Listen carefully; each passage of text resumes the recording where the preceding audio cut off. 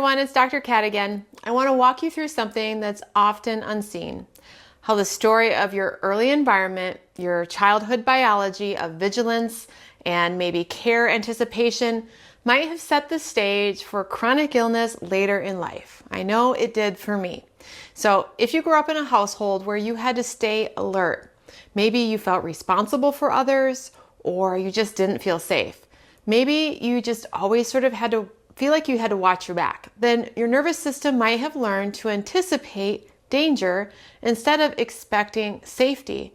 And you might not have been around a lot of regulated adults. And so guess what?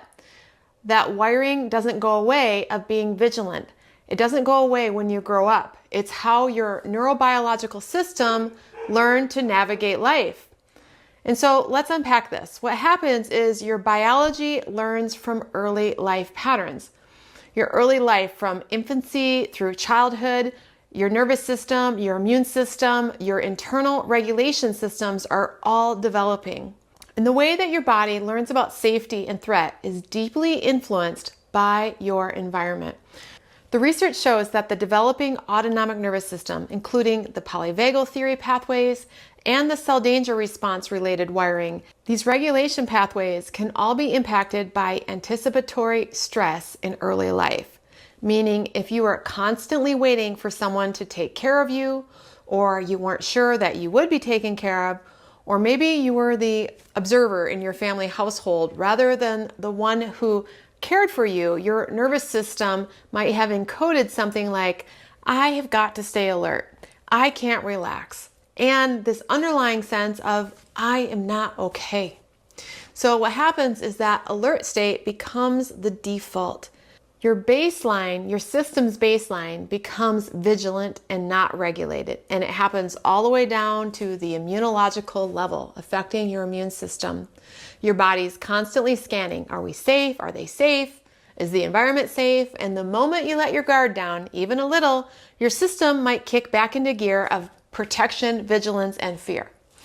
So this was my nervous system. I get it. It's really hard to shift out of it. And it can show up for so many kinds of things like food intolerances, having weird immune reactions, flaring up, feeling like you're getting the flu when you shouldn't be, feeling like you're not fighting infections when you should be, chronic fatigue, autoimmunity, because your immune system is like, we're always in danger, and it loses discernment as to what the real threats are and what it can let go. That maybe you never got. Gentle self-attunement, gentle self-affirmation, sending signals of, it's not perfect, but I'm okay. I can be cared for. I can still survive.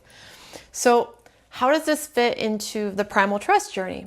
Well, in primal trust, this is exactly what we're building, this container of the ability to self-regulate and sense safety.